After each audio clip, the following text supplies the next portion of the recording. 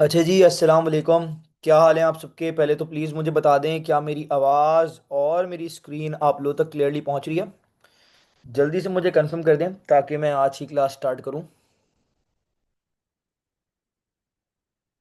हाँ जी, everyone please, अगर मेरी आवाज़ और स्क्रीन क्लियरली पहुंच रही है तो एक बार चैट पर क्लियर लिख दें so I can start today's class.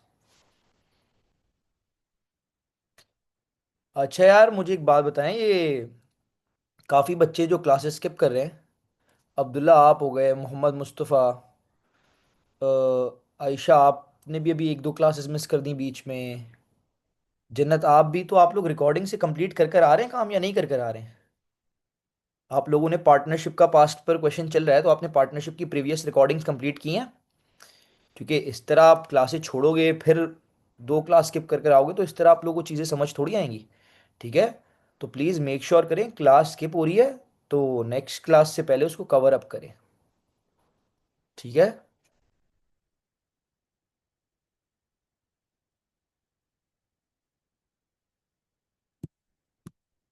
अच्छा जी, तो देखें यार, इन द लास्ट क्लास, बेटा लास्ट क्लास में हमने पार्टनरशिप का first past paper question start कर दिया था। ठीक है, मैंने आप लोगों को पार्टनरशिप का लेक्चर दिया था, पार्टनरशिप एग्रीमेंट वगैरह के बारे में बताया था। पार्टनरशिप एग्रीमेंट के बारे में बताने के बाद मैंने आप लोगों को बताया था कि पार्टनरशिप बिजनेस की फाइनेंशियल स्टेटमेंट्स में चार चीज़ें बनती हैं। ठीक है, वो चार चीज़ें क्या हैं? वो चार चीज़ें हैं: income statement, appropriation account, current account और पार्टनरशिप बिजनेस की स्टेटमेंट ऑफ फाइनेंशियल पोजीशन। ये चार चीज़ें बनती हैं। ठीक है जी। अब फिर हमने लास्ट क्लास में first past paper question start करा था। वो पास्ट पेपर क्वेश्चन आप लोगों की स्क्रीन पर खुला हुआ है। ठीक है, ली एंड यांग नाम था क्वेश्चन का, ली एंड यांग वाला एक क्वेश्चन था। अब इस क्वेश्चन की सारी जो एडजस्टमेंट्स थी ना गाइस, इस क्वेश्चन की सारी जो एडजस्टमेंट्स हैं वो हम लास्ट क्लास में सॉल्व कर चुके हैं। सारी एडजस्टमेंट्स ऊपर क्वेश्चन में एडजस्ट इंक्लूड कर चुके हैं और एडजस्टेड इंफॉर्मेशन हम निकाल चुके हैं। ओके, और एडजस्टेड इंफॉर्मेशन निकालने के बाद हम लोगों ने जो पार्ट ए था ना बेटा, पार्ट ए, ठीक है, ये पार्ट ए भी हम लोगों ने सॉल्व कर लिया था इन the last class. Part A में क्या बोला हुआ है, दोबारा रीड करते हैं प्लीज, इस क्वेश्चन का पार्ट ए सुनिएगा। Prepare the income statement and appropriation account for the year ended 30th September 2016। Part A में हमें इनकम स्टेटमेंट बनानी है। इनकम स्टेटमेंट बना दी पार्टनरशिप बिजनेस की, उसके बाद हमें बनाना था अप्रोप्रिएशन अकाउंट। लास्ट क्लास में मैंने एडजस्टमेंट सॉल्व करने के बाद खाली इनकम स्टेटमेंट बनवा दी थी। ठीक है, लेकिन मैं एक और बैच है, ठीक है, दूसरे बैच में भी मैं क्वेश्चन सॉल्व करवा रहा था, तो गलती से मैंने जो इनकम स्टेटमेंट लास्ट क्लास में बनाई थी ना गाइज आप लोगों के साथ, वो मैंने मिटा दी है। ओके, वो मुझसे क्या हो गई है, वो मुझसे इरेज हो गई है। तो कोई मसला नहीं है, मैं यहाँ पर मार्किंग स्कीम खोल लेता हूँ ना। हमने लास्ट क्लास में बेटा एडजस्टमेंट सॉल्व करने के बाद इनकम स्टेटमेंट पूरी बना ली थी और प्रॉफिट निकाल लिया था हम लोगों ने। ठीक है, तो देखें इसकी मार्किंग स्कीम ये रही मेरे पास बिल्कुल सामने, देखें। तो हमने क्या करा था, हमने इनकम स्टेटमेंट बना ली थी। ठीक है, इनकम स्टेटमेंट हमने बना ली थी और ये हमारा जो है ना, यहाँ तक ये हमने प्रॉफिट निकाल लिया था। यहाँ तक हमने जो है, जो बिजनेस की इनकम स्टेटमेंट थी वो पूरी एज इट इज़ बनाई थी और हमारा प्रॉफिट भी यही निकला था 64350। ठीक है, तो आप लोग यहाँ से देख लें इनकम स्टेटमेंट मैंने लास्ट क्लास में बनाई तो थी, लेकिन मैं दूसरे बैच में सॉल्व करवा रहा था क्वेश्चन, तो वो बेध्यानी में मैंने गलती से इरेज कर दी ना इनकम स्टेटमेंट।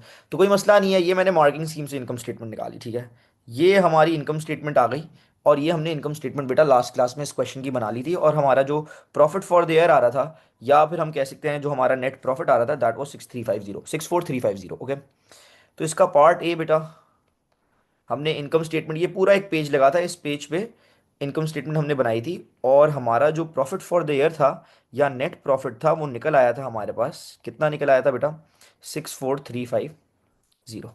ये हमने बना ली थी। ठीक है, यस, प्रॉफिट बेटा इतना ही आ रहा था, 64350 मीत। ठीक है, अब अब बेटा पार्ट ए में हमने लास्ट क्लास में इनकम स्टेटमेंट तो बनाई थी। ठीक है, लेकिन पार्ट ए में ही हमें क्या बनाना था, अप्रोप्रिएशन अकाउंट बनाना था। तो आज हम लोग स्टार्ट करेंगे, क्या बनाना स्टार्ट करेंगे बेटा, अप्रोप्रिएशन अकाउंट बनाना स्टार्ट करेंगे। ठीक है, तो अब आपको पता है बेटा, इनकम स्टेटमेंट बनाई, नेट प्रॉफिट निकाल लिया।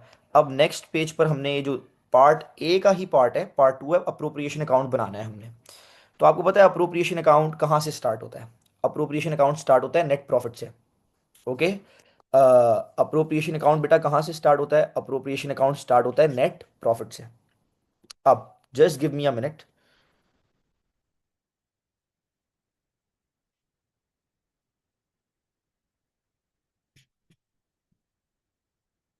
Just give me a minute, yes. या एक सेकेंड। अब जी, तो अप्रोप्रिएशन अकाउंट बेटा कहाँ से स्टार्ट होता था? नेट प्रॉफिट से। तो जो नेट प्रॉफिट हमने लास्ट क्लास में बनाया था इनकम स्टेटमेंट बनाकर, वो हम लिख देते हैं नेट प्रॉफिट। कितना नेट प्रॉफिट गाइस हमने निकाला था? हमारा नेट प्रॉफिट आ रहा था 64,350। अब नेट प्रॉफिट के बाद बेटा क्या हेडिंग डलती है? नेट प्रॉफिट के बाद हेडिंग डलती है सर अप्रोप्रिएशन अकाउंट। ठीक है, तो अप्रोप्रिएशन अकाउंट की जो है हम लोग हेडिंग डाल देते हैं। और गाइस हम लोग फॉर्मेट्स डिस्कस कर चुके हैं अप्रोप्रिएशन अकाउंट के। सबसे पहले अप्रोप्रिएशन अकाउंट में क्या आता है गाइस? सबसे पहले अप्रोप्रिएशन अकाउंट में आता है इंटरेस्ट ऑन ड्राइंग्स, और वो प्रॉफिट में ऐड होता है। ओके, तो हम लोग यहाँ लिख देंगे, हेडिंग डालेंगे, add interest on drawings. Interest on drawings की हेडिंग डाली बेटा, दो पार्टनर्स थे ली और यांग, उनका नाम लिख देंगे हम ली और यांग। दोनों का इंटरेस्ट ऑन ड्राइंग्स हमने लेना है पहले कॉलम में, ऐसा ही है। अब बेटा इंटरेस्ट ऑन ड्राइंग्स निकलता कैसे है? इन द क्वेश्चन हमें ड्राइंग्स गिवन होती हैं और इंटरेस्ट ऑन ड्राइंग्स का परसेंटेज बताया हुआ होता है। ड्राइंग्स का जो अमाउंट है दोनों पार्टनर का, उसको हम मल्टीप्लाई कर देते हैं इंटरेस्ट ऑन ड्राइंग्स के परसेंटेज से। तो हमारे पास फिर दोनों पार्टनर्स का इंटरेस्ट ऑन ड्राइंग्स का अमाउंट आ जाएगा।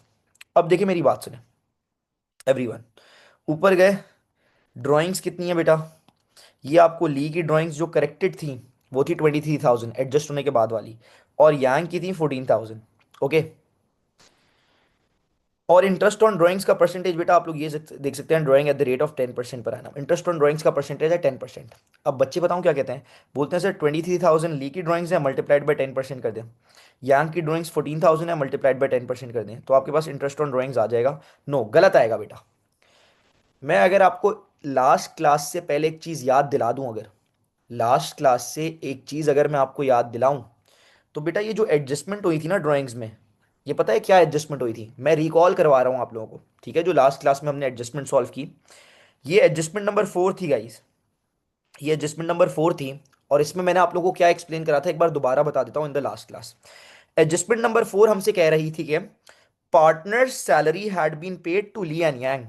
ली एंड यांग पार्टनर्स हैं, उनको हमने उनकी सैलरी पे कर दी।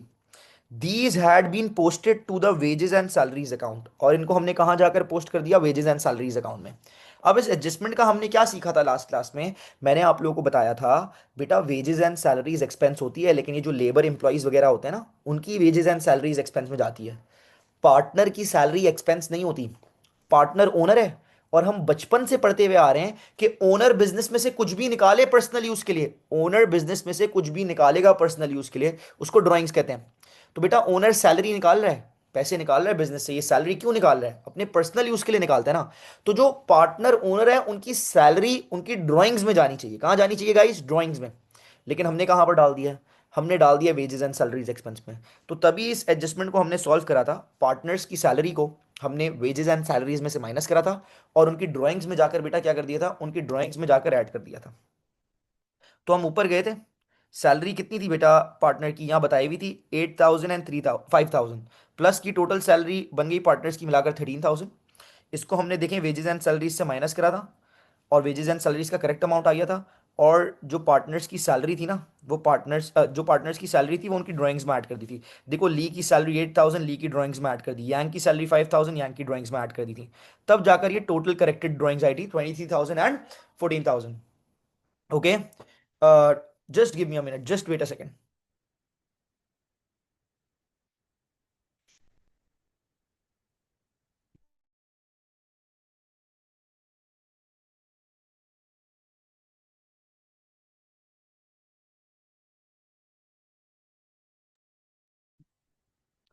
Okay, yes. तो इस तरह जो है ना हमारे पास करेक्टेड ड्राइंग्स आ गई थी टोटल। अब गाइस, अब हमें इंटरेस्ट ऑन ड्राइंग्स निकालना है। बच्चे बोलते हैं सर ये है ना टोटल ड्राइंग्स 23 और 14,000, मल्टीप्लाइड बाय इंटरेस्ट का परसेंटेज कर दें, इंटरेस्ट ऑन ड्राइंग्स का परसेंटेज से मल्टीप्लाई कर दें, आ जाएंगी?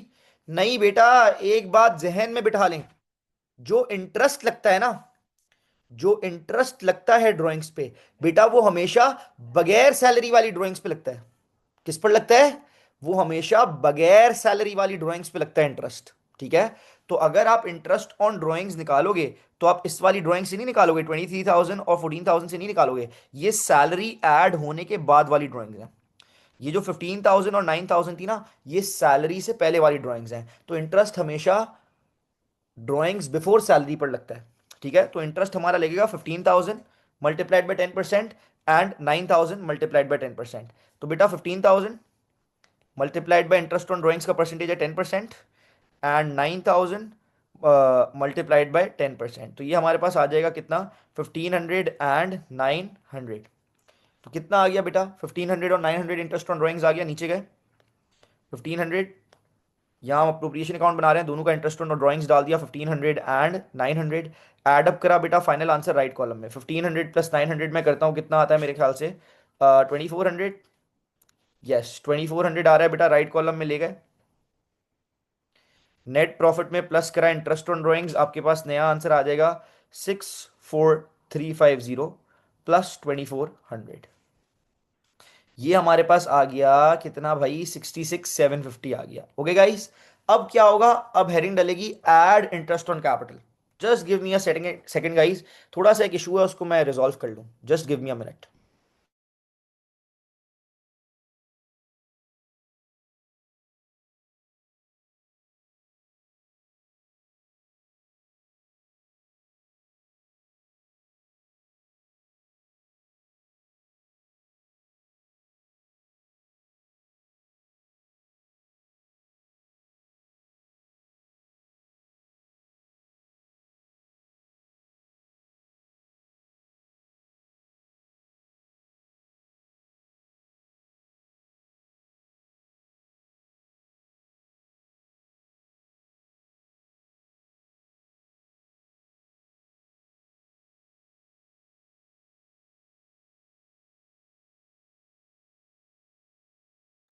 या sorry for the inconvenience guys, थोड़ा सा एक इशू आ रहा था इन द लैपटॉप, वो मैंने रिजॉल्व कर लिया, सॉरी।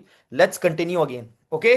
तो बेटा ये आपका जो है नेट प्रॉफिट के अंदर आपने इंटरेस्ट ऑन ड्राइंग्स का अमाउंट ऐड अप करा, आपके पास एक नया आंसर आ गया। अब इसके बाद फॉर्मेट में हमने क्या पढ़ा था बेटा? Less interest, add interest on drawing के बाद, sorry, add interest on drawing के बाद हम करते हैं लेस इंटरेस्ट ऑन कैपिटल, है ना? क्या करते हैं हम? Interest on capital. दोनों का नाम आ जाएगा बेटा ली और यांग। ठीक है? अब दोनों का इंटरेस्ट ऑन कॉलम पहले कॉलम में ले लेंगे, इंटरेस्ट ऑन कैपिटल पहले कॉलम में ले लेंगे। अब सर इंटरेस्ट ऑन कैपिटल निकलेगा कैसे? बेटा बताया था ना, दोनों के कैपिटल का balance in the question given होगा, उसको मल्टीप्लाई कर देंगे इंटरेस्ट ऑन कैपिटल के परसेंटेज से। तो बेटा ऊपर चलते हैं। दोनों का कैपिटल कहाँ पर है? Sir here it is, where is the capital? ये रहा, देखें, ली का भी कैपिटल है, यंग का भी कैपिटल है, 50,000 है। और इंटरेस्ट ऑन कैपिटल का परसेंटेज गाइस इधर गिवन था, क्या? Interest on capital at the rate of 4% per annum. तो दोनों के कैपिटल को मल्टीप्लाई कर देंगे इंटरेस्ट ऑन कैपिटल के परसेंटेज से। तो 50,000 का 4%, दोनों का सेम ही आएगा ना, 2,000 आ रहा है इंटरेस्ट ऑन कैपिटल। तो बेटा नीचे गए, इंटरेस्ट ऑन कैपिटल ले लिया, कितना? दोनों का 2,000 आ रहा था, तो 2,000 ली का ले लिया, 2,000 यांग का ले लिया। एड अप करा, फाइनल आंसर राइट कॉलम में ले गए। राइट कॉलम में 4,000 आंसर आ गया, इसको ऊपर से माइनस करा, हमारे पास नया आंसर आ जाएगा 62,750। ऐसा ही है भाई, 62,750 नया आंसर आ गया। अब उसके बाद क्या कर देंगे? लेस थर्ड चीज जो आती थी अप्रोप्रिएशन अकाउंट में, फॉर्मेट में लिखवाया हुआ है, less salary. Okay guys, salary किसकी आ गई? ली की आ गई और यांग की सैलरी आ गई। ओके? अब ली और यांग की सैलरी आपको दी हुई थी ऊपर बेटा, कितनी दी हुई थी इन द क्वेश्चन? ली और यांग की सैलरी जो हमें दी हुई थी दैट वाज 8,000 एंड 5,000। तो ली और यांग की सैलरी ले लेते हैं, 8,000 5,000, बेटा ऐड अप करेंगे, फाइनल आंसर राइट कॉलम में चले जाएगा। 8,000 एंड 5,000 ऐड अप करा, 13,000 राइट कॉलम में गया, ऊपर से माइनस कर दिया। बेटा सैलरी माइनस करने के बाद एक आंसर आता था, उसको हम क्या कहते थे? उसको हम कहते थे रेजिडुअल प्रॉफिट। तो हमारे पास ये आ गया भाई रेजिडुअल प्रॉफिट। ओके गाइज, कितना आ रहा है भाई? 62,750 माइनस 13,000। तो नीचे गए, 62,750, 62,750 minus 13, 62,750 minus 13,000 and the new answer is 49750। Okay भाई, 49750। ये रेजिडुअल प्रॉफिट आ गया। अब ये जो रेजिडुअल प्रॉफिट है बेटा, ये दोनों पार्टनर्स के बीच में डिवाइड कर कर लिखना होता था कि पार्टनर, पहले पार्टनर का कितना हिस्सा होगा और दूसरे पार्टनर का कितना शेयर होगा। तो दैट्स वाई हम हेडिंग डालते थे शेयर ऑफ प्रॉफिट गाइस। ली की आ गई और यांग का आ गया। ओके, ली का आ गया और यांग का आ गया। अब इसमें से ली का कितना हिस्सा बनता है और यांग का कितना हिस्सा बनता है हमें डिवाइड कर कर लिखना है। शेयर ऑफ प्रॉफिट हमें गिवन था बेटा इन रेशियो फॉर्म। क्वेश्चन में आपको दिखा देता हूँ, याद दिला देता हूँ। देखिए यहाँ लिखा हुआ था sharing profit and losses in the ratio of 3:2। तो प्रॉफिट के टोटल 5 हिस्से होंगे, 3 हिस्से ली को मिल जाएंगे, 2 हिस्से यांग को मिलेंगे। तो बेटा कैसे डिवाइड करना सिखाया था इन द लेक्चर आपको। मैंने बोला था कि देखें भाई, रेजिडुअल प्रॉफिट हम ले लेंगे 49750। ओके, ली का चाहिए तो मल्टीप्लाइड बाय री का ratio that was 3 divided by total ratio that was 5। है ना, ली का 3 था ना रेशियो, एक बार दोबारा चेक कर लेते हैं। या द रेशियो वॉज 3, और पहले ली का नाम है तो यस ली का 3 था और यांग का रेशियो कितना होगा 2। ठीक है, तो हमें ली का पहले आंसर चाहिए था तो हमने मल्टीप्लाइड बाय री का रेशियो करा बेटा, रेजिडुअल प्रॉफिट को ली के रेशियो से मल्टीप्लाई करा और डिवाइड कर दिया टोटल रेशियो से। तो हमारे पास ली का शेयर ऑफ प्रॉफिट आ जाएगा। अगर यांग का निकालना है तो बेटा रेजिडुअल प्रॉफिट लेना था, यांग के रेशियो से मल्टीप्लाई करना था दैट वाज 2, और डिवाइड बाय टोटल रेशियो 5 करना था, तो हमारे पास यांग का शेयर ऑफ प्रॉफिट आ जाता। तो बेटा अगर इसको मैं कैलकुलेटर में करूँ, हमारे पास शेयर ऑफ प्रॉफिट कितना आ रहा है, 49750 multiplied by 3 divided by 5। Answer आ रहा है बेटा 29850। रेजिडुअल प्रॉफिट में से 29850 ली को मिल जाएगा, और यांग को कितना मिलेगा बेटा, 49750 multiplied by 2 divided by 5। Okay, तो ये आ जाएगा 19,900। एडअप करा तो आपको पता है सेम आंसर ही आएगा 49750। अब देखिए मेरी बात सुनिए यहाँ पर, एडअप करा सेम रेजिडुअल प्रॉफिट जितना ही आंसर आएगा ना, तो आप इसको बस सेम आंसर लिखा और नीचे 2 लाइनें डाल दी।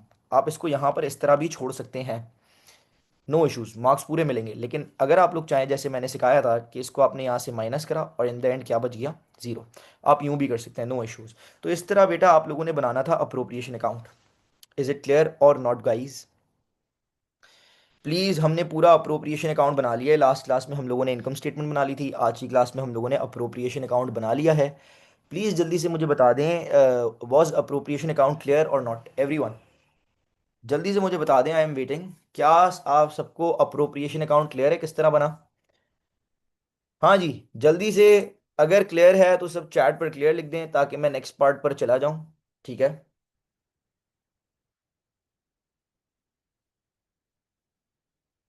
ओके। आफ्टर अप्रोप्रिएशन अकाउंट देखो, अब पार्ट हमारा कंप्लीट हो चुका है। लास्ट क्लास में गाइस हम लोगों ने इनकम स्टेटमेंट बना ली थी, वो मुझसे इरेज हो गई है गलती से। तो मैंने आप लोगों के लिए मार्किंग स्कीम यहाँ खोल कर दिखा दी ना, बिल्कुल एग्जैक्ट इसी तरह जो है ना हम लोगों ने इनकम स्टेटमेंट बनाई थी लास्ट क्लास में, ये प्रॉफिट फॉर द ईयर तक। और हमने profit for the year net profit निकाल लिया था। अब पार्ट ए में ही हमने अप्रोप्रिएशन अकाउंट बनाना था, जो हमने अपना अप्रोप्रिएशन अकाउंट ये रहा बना दिया। ठीक है जी, अप्रोप्रिएशन अकाउंट बना दिया पार्ट ए में ही, और आप सबको क्लियर है, ग्रेट। ठीक है, अब हम जाते हैं पार्ट बी पर। आप लोग देख सकते हैं बेटा पार्ट बी क्या कह रहा है। पार्ट बी कह रहा है कि प्रिपेयर द करंट अकाउंट। क्या बना दिया, पार्ट बी क्या कह रहा है, prepare the current account for the year ended 30 सितंबर 2016, balance the account and bring down the balances on 1 October 2016। Sir ये कह रहा है कि करंट अकाउंट बना दें। करंट अकाउंट बना देते हैं बेटा। सबसे पहले आपको रिकॉल करवा देता हूँ, फॉर्मेट सिखाते वक्त आपको मैंने बताया था करंट अकाउंट किस तरह बनाना है। गाइस करंट अकाउंट में सबसे पहले आएगा बैलेंस बीडी। अगर पॉजिटिव होगा तो क्रेडिट पर आएगा, नेगेटिव होगा तो डेबिट पर आएगा, ऐसा ही है। उसके बाद मैंने आप लोगों को बताया था बेटा करंट अकाउंट में टोटल 6 चीजें आती हैं। अब ये 6 चीजें आप लोगों ने याद किस तरह रखनी है। 5 अग्रीमेंट वाली चीजें हो गई, कौन सी हो गई, पार्टनरशिप अग्रीमेंट वाली 5 चीजें हो गई। वो 5 चीजें क्या थी, share of profit and loss, interest on drawings, interest on capital, salary, interest on partner loan. 5 चीजें तो अग्रीमेंट वाली हुई, आपने याद रख ली। एक चीज और आती है इन 5 के अलावा, that is drawings. What drawings, ये 6 चीजें हो गई। अब मैंने बोला था इन 6 चीजों में से बैलेंस बीडी के बाद डेबिट पर 2 चीजें जा सकती हैं। ठीक है, डेबिट पर जो 2 चीजें जा सकती हैं वो 2 चीजें क्या हैं, डेबिट पर जो 2 चीजें जा सकती हैं इन 6 चीजों में से वो 2 चीजें क्या हैं, दोनों ड्राइंग्स वाली। याद रखने का आसान तरीका, दोनों ड्राइंग्स वाली चीजें डेबिट पर चले जाएंगी। ड्राइंग्स वाली चीजें क्या है बेटा, ड्राइंग्स और इंटरेस्ट ऑन ड्राइंग्स, ये दोनों डेबिट पर आ जाएगा। अब बच गई बाकी 4 चीजें बच गई बेटा, 6 में से 2 हटा दो, 4 थिंग्स बच गई। वो 4 थिंग्स हैं जो क्रेडिट पर आ जाती हैं। वो 4 चीजें क्या हैं, interest on capital, interest on capital, salary, share of profit, interest on partner loan, ये चार चीज़ें क्रेडिट पर आ जाती हैं। ये बेटा छह चीज़ें डालनी। हाँ, अगर शेयर ऑफ प्रॉफिट नहीं होता, शेयर ऑफ प्रॉफिट क्रेडिट पर आता है। अगर बिजनेस को लॉस हुआ तो फिर लॉस है, तो बेटा शेयर ऑफ प्रॉफिट क्रेडिट पर नहीं आएगा, लॉस है तो फिर शेयर ऑफ लॉस डेबिट पर आ जाएगा। ये सारी चीज़ें आपने डालनी है करंट अकाउंट में, फिर आपने अपने करंट अकाउंट को बैलेंस करना है गाइस। ओके, तो आ जाइए जरा आप करंट अकाउंट बना लेते हैं। मैंने बोला था बैलेंस बीडी क्वेश्चन में गिवन होंगे बेटा, आप लोग जाकर देखें। पार्टनर्स के करंट अकाउंट के opening balances balance BD question के अंदर गिवन है। आ जाएं जरा ऊपर सवाल पर चलते हैं। ये रहा सवाल, डायरेक्टली आ गया और आप सब देख सकते हैं। देखिए बेटा, करंट अकाउंट के बैलेंसेस गिवन है, ये ओपनिंग बैलेंसेस गिवन होते हैं इन द क्वेश्चन। अब दोनों बैलेंसेस के आगे क्रेडिट लिखा है। मैंने आपको बोला था ना, पॉजिटिव बैलेंस बीडी है तो क्रेडिट पर आएगा। इसने बता दिया भाई बैलेंस बीडी क्रेडिट पर है, मतलब ये दोनों पॉजिटिव बैलेंस हैं, क्रेडिट पर आएंगे, चूंकि लिखा हुआ ही आगे क्रेडिट है। अब तो भाई बैलेंस बीडी आप क्रेडिट पर डाल दें, 4300 और 2900। नीचे गए, आप लोगों ने डाल दिया 4300 और 2900। ओके, 4300 और 2900 किस नाम से आ गया गाइस? Balance BD. अच्छा भाई, बैलेंस बीडी आ गया। इसके बाद जो है दो चीज़ें डेबिट पर जाएंगी, drawings and interest on drawings. बेटा ड्राइंग्स जाकर आप क्वेश्चन में से देख लें, ये रही दोनों की ड्राइंग्स। ड्राइंग्स यहाँ पर टोटल जाएंगी, जो टोटल ड्राइंग्स थी 23,000, 23,000 एंड 14,000। ली की 23,000, यांग की 14,000, ड्राइंग्स डाल दी आपने 23,000 और 14,000। ओके, और गाइस इंटरेस्ट ऑन ड्राइंग्स हमने निकाला था, इंटरेस्ट ऑन ड्राइंग्स हमने निकाला था अप्रोप्रिएशन अकाउंट में, तो वहीं से आप देख लें। ये रहा नीचे appropriation account. Sir interest on drawings हमने निकाला था, ली का 1500, यांग का 900। ओके, तो हम लोग गए ऊपर, 1500 ली का इंटरेस्ट ऑन ड्राइंग्स आ गया और 900 यांग का आ गया। बेटा ड्राइंग्स और इंटरेस्ट ऑन ड्राइंग्स डेबिट पर चले गया। अब बच गई चार चीज़ें जो क्रेडिट पर आती हैं। पहली चीज़ तो गई इंटरेस्ट ऑन कैपिटल, वो भी हमने नीचे अप्रोप्रिएशन अकाउंट में निकाला था, देख लेते हैं जाकर। बेटा नीचे जाते हैं, इंटरेस्ट ऑन कैपिटल 2000 एंड 2000 आ रहा था। ओके, 2000 और 2000 हमने इंटरेस्ट ऑन कैपिटल डाल दिया क्रेडिट पर गाइज।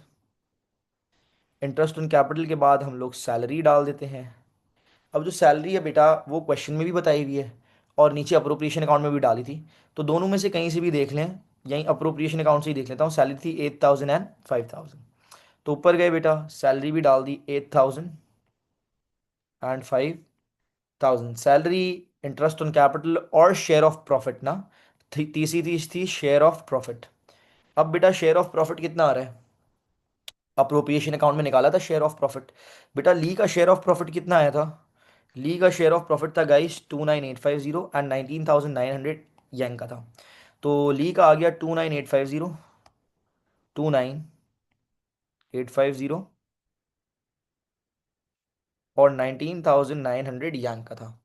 अब बचा बेटा interest on partner loan, last चीज जो क्रेडिट पर आएगी। इंटरेस्ट ऑन पार्टनर लोन, बेटा इंटरेस्ट ऑन पार्टनर लोन कब होगा? जब पार्टनर ने बिजनेस को लोन दिया होगा। लेकिन हम लोग लास्ट क्लास में पूरा क्वेश्चन रीड कर चुके हैं, आप लोगों के सामने भी खोल दिया पूरा क्वेश्चन। कहीं पर लिखा है पार्टनर लोन, कि पार्टनर ने बिजनेस को लोन दिया हुआ था। सर पूरा क्वेश्चन आपको देखना है, आप देख लें। जब पार्टनर ने बिजनेस को लोन ही नहीं दिया तो उस पर इंटरेस्ट कैसे होगा? तो इंटरेस्ट ऑन पार्टनर लोन होगा ही नहीं इस क्वेश्चन में। तो बेटा इंटरेस्ट ऑन पार्टनर लोन नहीं है, स्किप कर देंगे। आपका करंट अकाउंट इज रेडी, बस आपने इसको बैलेंस करना है। एक बंदे को बैलेंस कीजिएगा, फिर दूसरे बंदे के एक कॉलम को बैलेंस कीजिएगा। आ जाए पहले जरा ली को बैलेंस करते हैं ना।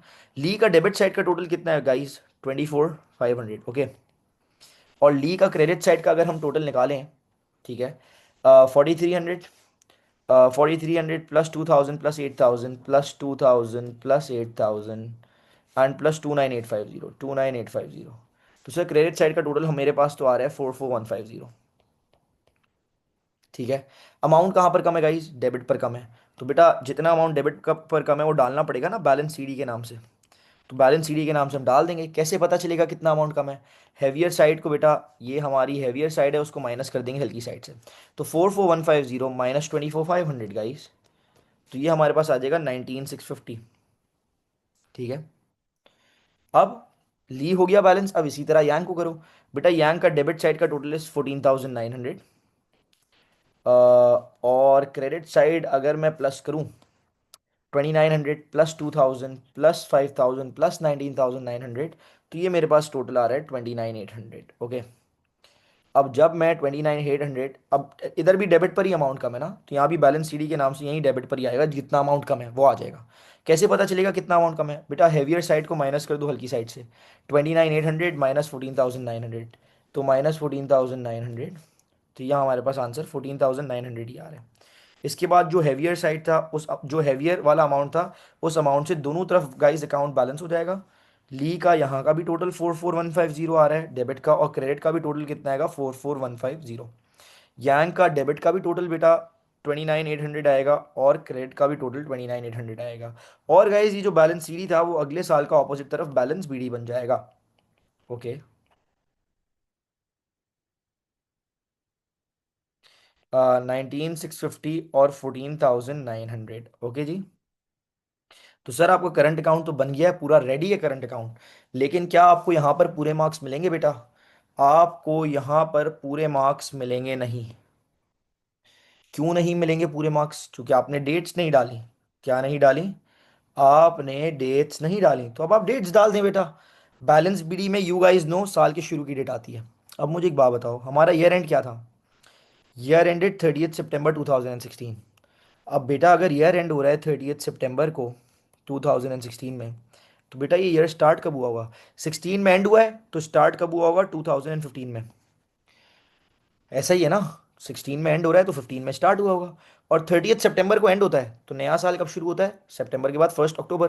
तो हर साल 1 अक्टूबर को स्टार्ट होता होगा, तो 2015 में भी कब स्टार्ट हुआ होगा? 1 अक्टूबर को स्टार्ट हुआ होगा।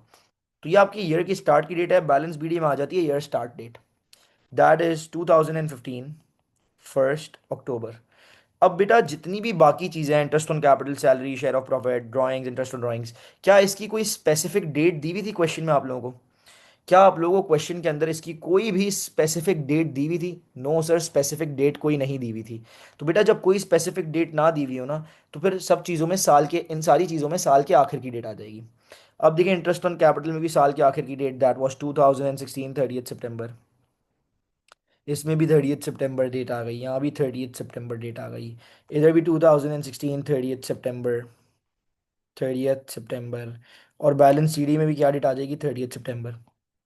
अब सर जो बैलेंस सीडी थे वो नेक्स्ट ईयर के ओपनिंग बैलेंस बने, तो इधर आएगी सर नेक्स्ट ईयर के स्टार्ट की डेट। नेक्स्ट ईयर के स्टार्ट की डेट क्या होगी? अगर हमारा ईयर एंड हो रहा है 30 सितंबर 2016 को, तो अगले दिन नेक्स्ट डे नया ईयर स्टार्ट होगा, दैट विल बी 2016 1 अक्टूबर। तो नेक्स्ट ईयर स्टार्ट की भी डेट डल जाएगी 2016 1 अक्टूबर। तो बेटा अब हमारा जो है current account 100% done and dusted completed. Any one any problem guys? Current account में किसी को कोई मसला या क्लियर है? जल्दी से बताएं प्लीज। वेट कर रहा हूं आप सबके रिप्लाई का। पूरा करंट अकाउंट आप लोगों के सामने बना दिया है बेटा, आंसर्स निकाल दिए। Any one any problem? या सबको पूरा का पूरा करंट अकाउंट क्लियर है? जल्दी से मुझे बता दें एवरीवन। हाँ जी, वेट कर रहा हूँ सबके रिप्लाई का। क्या पूरा करंट अकाउंट आप लोगों को क्लियर है या नहीं? एवरीवन, यस और नो?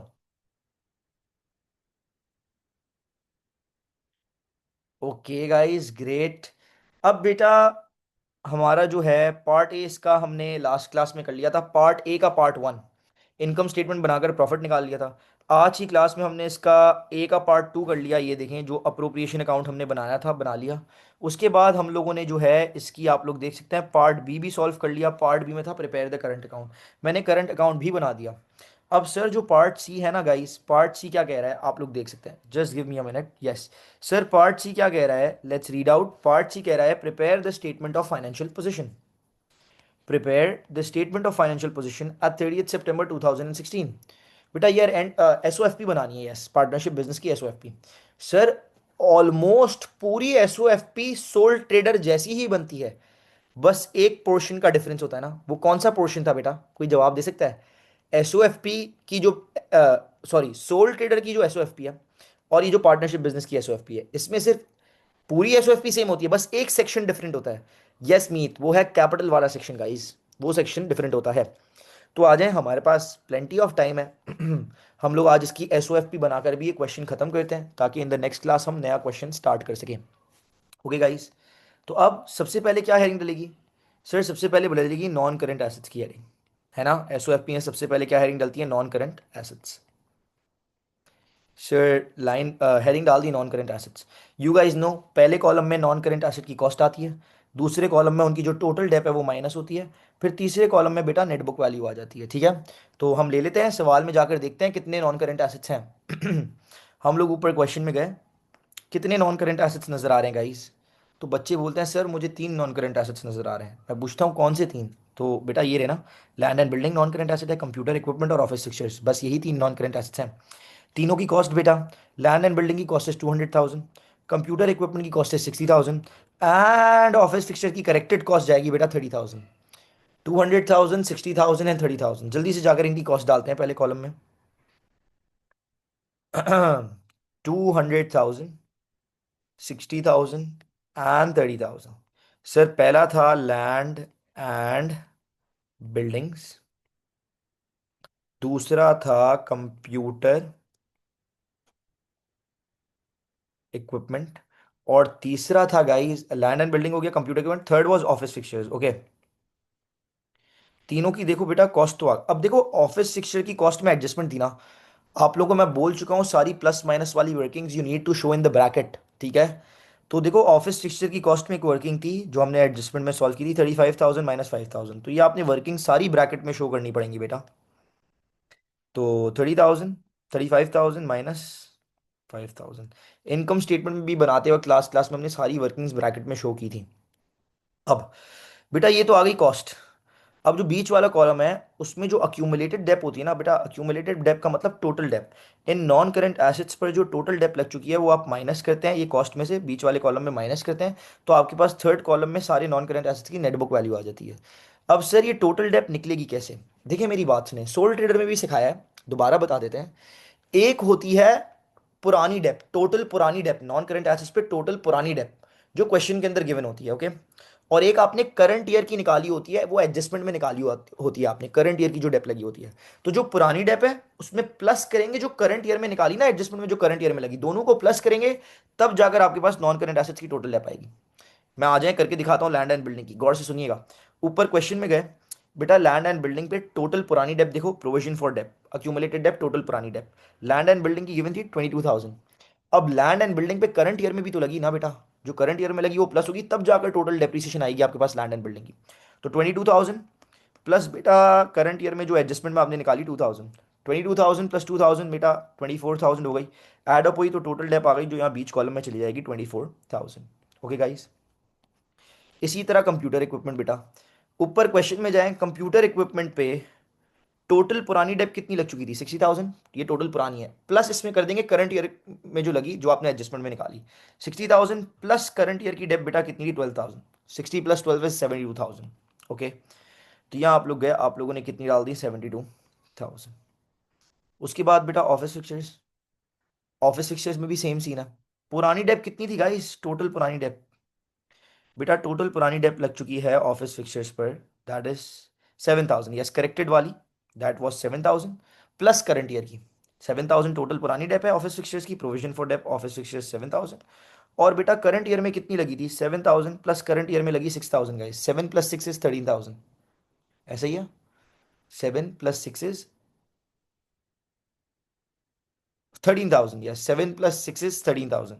आप लोग नीचे गए, 13,000 आप लोगों ने माइनस की। अब बेटा तीनों नॉन करेंट एसेट्स की नेटबुक वैल्यू आ जाएगी। तो देखिए भाई 200,000 माइनस 24,000, अगर मैं कैलकुलेटर खोलूँ, 200,000 माइनस 24,000 हमारा आंसर आ जाता है 176,000। 60,000 minus 72,000, 60,000 minus 72,000, oh sorry sorry, my bad, मुझसे कोई गलती हुई है प्लीज़। कॉस्ट से ज़्यादा डेप्थ नहीं हो सकती। कॉस्ट कितनी थी कंप्यूटर इक्विपमेंट की? एक बार दोबारा देख लेते हैं, कॉस्ट कितनी थी बेटा? कंप्यूटर इक्विपमेंट की कॉस्ट थी 60, यस। और कंप्यूटर इक्विपमेंट की टोटल डेप कैसे निकाली थी? कंप्यूटर इक्विपमेंट की प्रोविजन फॉर डेप वॉज 20,000, पुरानी डेप जो लग चुकी है 20,000, और करंट ईयर में बेटा लगी थी 12,000, यस। तो 20 प्लस 12 इज 32, मैंने गलती से यहाँ पर 72,000 डाल दिया। ओके, तो यहाँ हम कितनी ले लेते हैं? 32,000। Okay, yes. तो 60,000 माइनस 32,000 इज 28,000 मेरे ख्याल से। तो ये बेटा इनकी नेटबुक वैल्यू कितनी आ गई? 28,000। अब गाइस चलते हैं 30,000 माइनस 13,000, 30,000 माइनस 13,000, बेटा इसकी आ गई 17,000 नेट बुक वैल्यू।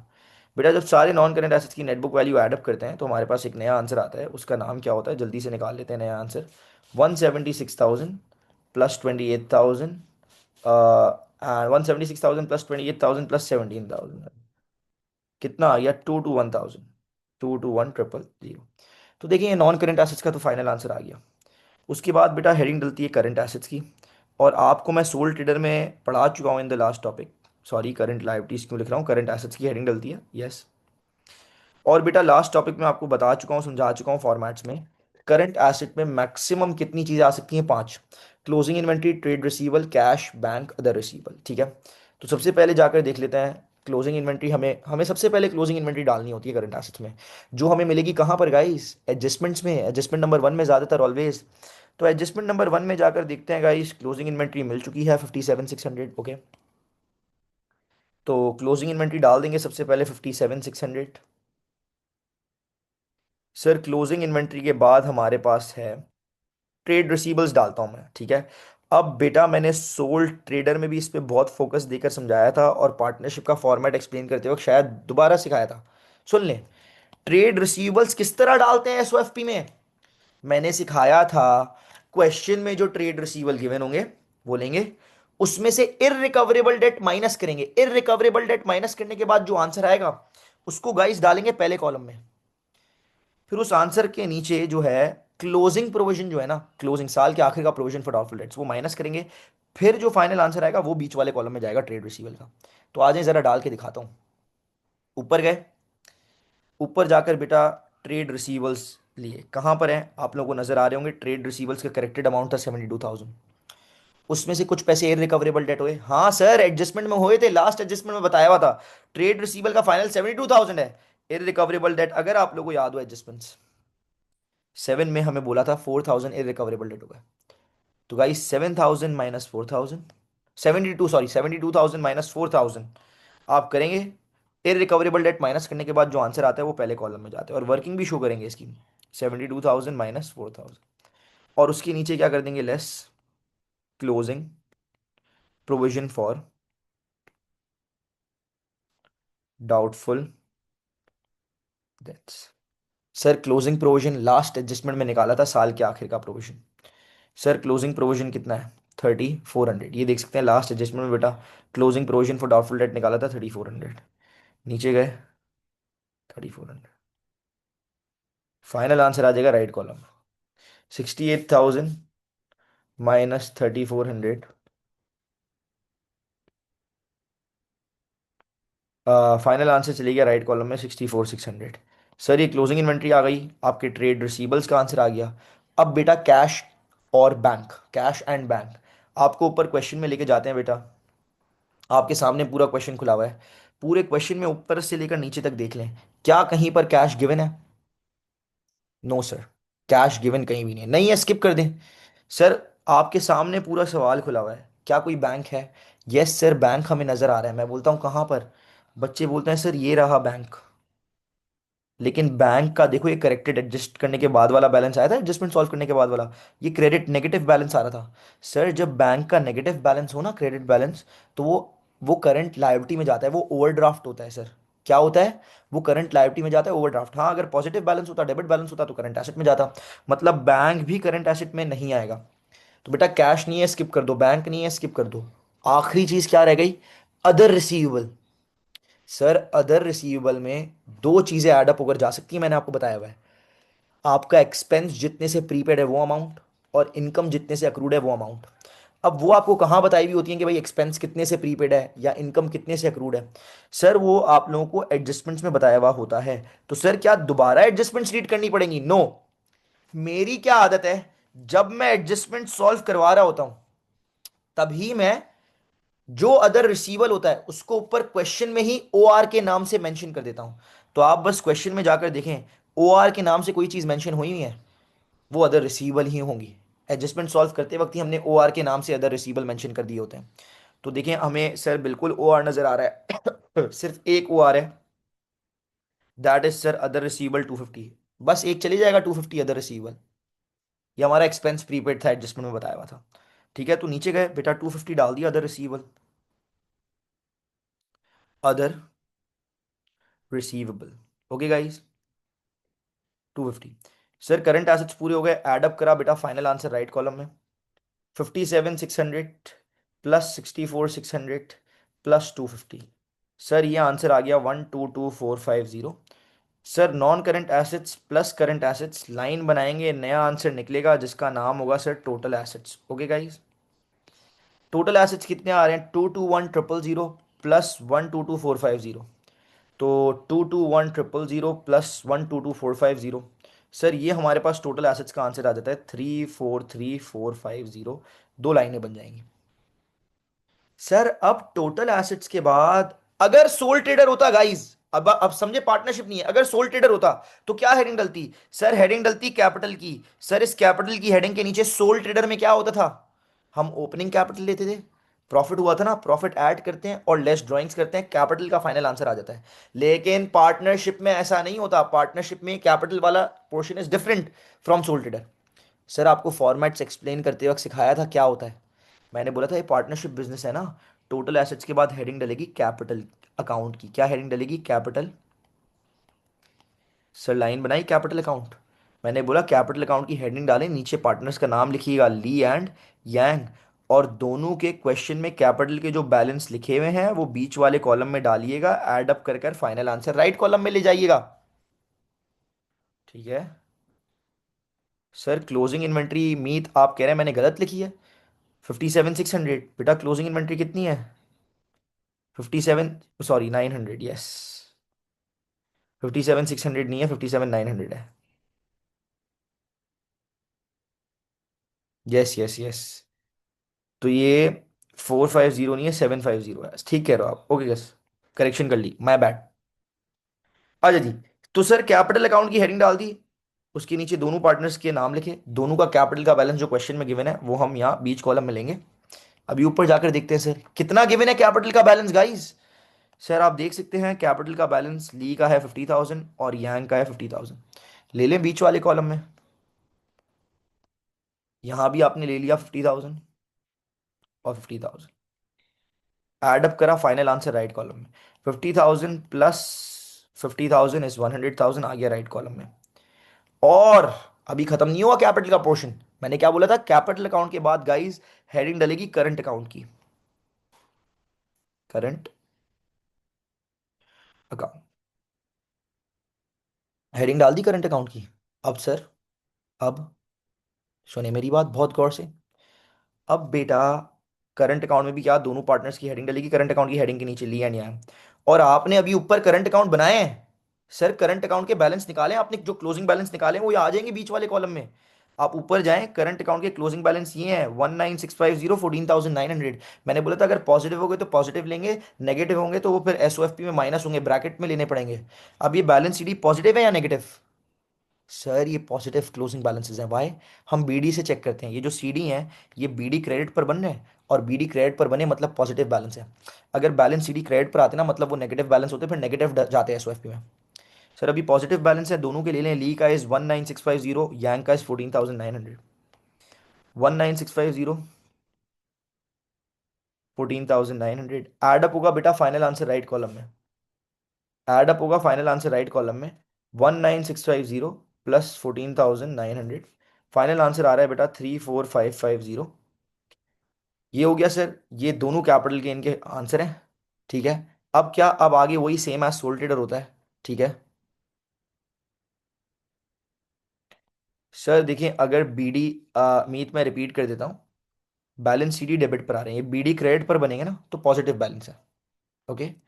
अगर बैलेंस सीडी या क्रेडिट पर आ रहे होते तो बीडी डेबिट पर बनते, तो इसका मतलब नेगेटिव बैलेंसेस है। ठीक है। ओके मीत। अब सो सर अब वही करंट अकाउंट का भी फाइनल आंसर आ गया, अब वही सेम एज सोल ट्रेडर है आगे। हेडिंग डलती है नॉन करंट लायबिलिटी की। पहले चेक कर लें कोई नॉन करंट लायबिलिटी है भी या नहीं, फिर हेडिंग डाला करें। तो बेटा सिर्फ एक ही नॉन करंट लायबिलिटी हो सकती है बिजनेस में, you guys know, that is long term bank loan. ऊपर जाएं क्वेश्चन में देखें बेटा कोई लॉन्ग टर्म बैंक लोन है? यस सर बैंक लोन तो है। ठीक है। बैंक लोन है, कितना है बैंक लोन बेटा? बैंक लोन हमारा है 1,20,000। शॉर्ट टर्म है लॉन्ग टर्म? देखिए बेटा ईयर एंड हुआ है 2016 को, और हमें ये बैंक लोन जो वापसी करना है ना वो 2021 में वापसी करना है। ठीक है। तो 2021 में वापसी करना है, यस। तो लॉन्ग टर्म बैंक लोन है 1,20,000, ओके, 1,20,000। तो यहाँ हमने बैंक लोन ले लिया 1,20,000, एक ही होता है तभी ये फाइनल आंसर कॉलम में डायरेक्ट जाता है, नॉन करेंट लायबिलिटी का ये फाइनल आंसर हो गया। ठीक है, बैंक लोन। उसके बाद गाइज हमारे पास आ जाती है आखिरी हेडिंग, बस लास्ट हेडिंग है एसओएफपी, फिर तैयार हो जाएगी एसओएफपी पूरी। ठीक है, जस्ट 2 to 3 मिनट्स हम हेडिंग डालेंगे करंट लायबिलिटी की, लास्ट हेडिंग। बेटा करंट लायबिलिटी में मैक्सिमम कितनी चीजें हो सकती हैं गाइस? चार। ट्रेड पेबल, अदर पेबल, ठीक है, trade payable, other payable, short term bank loan and bank overdraft. देखो ट्रेड पेबल हो सकता है, होगा, अदर पेबल हो सकता है, बैंक ओवरड्राफ्ट भी, हमारा बैंक का बैलेंस नेगेटिव था, बैंक ओवरड्राफ्ट है। लेकिन शॉर्ट टर्म बैंक लोन तो हो ही नहीं सकता ना, इतना आपका दिमाग चलना चाहिए। सर क्वेश्चन में एक ही बैंक लोन गिवन था और वो लॉन्ग टर्म है, तो सर और कोई बैंक लोन नहीं है, शॉर्ट टर्म बैंक लोन नहीं हो सकता सर। तीन करंट लायबिलिटीज हो सकती है in this question, trade payable, other payable और बैंक ओवरड्राफ्ट, और मेरे ख्याल से तीनों है। सबसे पहले ट्रेड पेबल डाल दो, ऊपर जाओ, ये देख लो ट्रेड पेबल गिवन है 62,500, और बैंक का नेगेटिव बैलेंस था ओवरड्राफ्ट 23,600। तो 62,500 and 23,600, 62,500, 62,500 and 23,600, trade payable, trade payable and bank overdraft.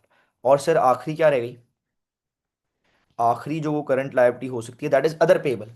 अब देखो हमने सीखा हुआ है सोल ट्रेडर में भी, अक्रूवल्स एंड प्रीपेमेंट के टॉपिक में भी, अदर पेबल में दो चीजें ऐड अप होकर जा सकती हैं। एक्सपेंस आपका जितने से अक्रूड है और इनकम आपकी जितने से प्रीपेड है। अब एक्सपेंस कितने से अक्रूड है या इनकम कितने से प्रीपेड है, ये आपको एडजस्टमेंट में बताया हुआ होता है, तो हमें क्या एडजस्टमेंट दोबारा रीड करनी पड़ेंगी? नो सर, एडजस्टमेंट्स हम लास्ट क्लास में सॉल्व कर चुके हैं, और मेरी आदत है मैं एडजस्टमेंट सॉल्व करते वक्त ही जो जो चीज अदर पेबल होती है उसको क्वेश्चन में ओपी के नाम से मेंशन कर देता हूं। तो सर दो अदर पेबल मेंशन किए थे एडजस्टमेंट सॉल्व करते वक्त, दिखाऊं? ऊपर चलें, एक अदर पेबल ये रहा, और एक मुझसे लास्ट दूसरे बैच की क्लास में मिट गया था, उसको मैं अगेन मेंशन कर देता हूँ।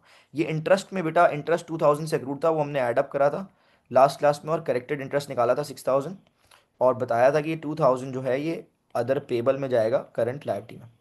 तो बेटा एडजस्टमेंट सॉल्व करते वक्त गाइस दो अदर पेबल हमने मेंशन करे थे, दो अदर पेबल, एक सर 1,100 और एक सर ये 2,000। 1,100 प्लस 2,000 इज 3,100, तो ये हमने अदर पेबल डालने थे guys, 2,000 and 1,100, that is 3,100, 2,000 plus 1,100 other payables. Okay guys, तो ये अदर पेबल्स थे लास्ट करंट लायबिलिटी। सर सारी करंट लायबिलिटीज ऐड अप होंगी, कितना आ रहा है बेटा? 62,500, 62,500 plus 23,600 plus 30,100, and here we go, the final answer of current liabilities that is 89,200। Sir अब क्या करना होता था, ये जो कैपिटल की हेडिंग का फाइनल आंसर आया है सर, करंट अकाउंट की हेडिंग का final answer, non current liability का final answer and current liability, ये चारों आंसर्स को हम प्लस कर देंगे तो हमारे पास लाइन बनाएंगे, नया आंसर आएगा, और नए आंसर का नाम होगा total capital and liabilities. Sir हमारी टोटल कैपिटल लायबिलिटीज का जो आंसर आ रहा है, जल्दी से ऐड अप करते हैं और देखते हैं। 100,000 plus 34,550 plus 34,550 plus 120,000 and plus 89,200। Sir the final answer is 343,750, and congratulation sir, हमारा जो टोटल कैपिटल एंड लायबिलिटीज और जो टोटल एसेट्स का आंसर आ रहा है दैट इज सेम। अगर ये सेम आ जाता है तो सर हमें रिलैक्सेशन हो जाती है, हमें कंफर्म हो गया कि हमने जो चारों चीज़ें बनाई हैं sir, income statement, appropriation account, current account, SOFP, बिल्कुल 100% ठीक बनाया है। ठीक है, तो ये सर पूरी एसओएफपी आप लोगों के सामने। सर पूरा ये जो पहला पास्ट पेपर क्वेश्चन था इसको हम लोग वाइंड अप कर चुके हैं इन टुडेज क्लास। ठीक है, अभी पार्टनरशिप पे दो क्लासेस और चाहिए मुझे, एक नेक्स्ट क्लास जिसमें मैं एक क्वेश्चन कराऊंगा और उससे नेक्स्ट क्लास जिसमें मैं दो क्वेश्चंस कराऊंगा। ठीक है, तो अभी मुझे पार्टनरशिप के 3 क्वेश्चंस टोटल और कराने हैं जिसमें दो क्लासेस और लगेंगी, फिर पार्टनरशिप का टॉपिक खत्म हो जाएगा, फिर हम मूव ऑन करेंगे अपने नए टॉपिक पर जिसका नाम है सर मैन्युफैक्चरिंग। ओके, मैन्युफैक्चरिंग जिसका नाम है। ओके गाइस, तो आई होप आप सबको क्लियर है, अगर किसी को कोई प्रॉब्लम है वो पूछ सकता है। अगर आप लोगों को क्लियर है पूरा क्वेश्चन जो आज बचा हुआ सॉल्व किया है, तो आज के लिए यहीं तक, इंशाल्लाह मुलाकात होगी नेक्स्ट क्लास में। थैंक यू, अल्लाह हाफिज़, ख्याल रखें सब अपना।